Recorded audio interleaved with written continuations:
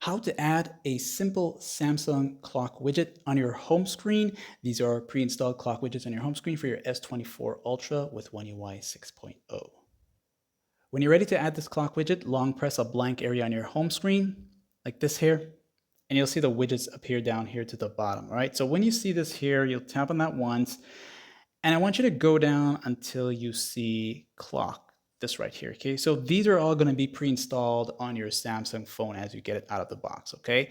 And you'll find the analog one, and you press add, and it's gonna appear like this here, okay? So you can, one, hold it and just place it to wherever you want after you finish adding it to your home screen. And then you can increase the size of it by pulling on these here. One thing I noticed that after this update, it kind of limits you as to how big you can go. Before you could go bigger than this, but this is the maximum it can be now, okay? Now, next thing you could do is, say you don't like this style here, you'll long press it again, and you'll see settings here. Tap on settings, and you can choose the style. So you can choose the style you want.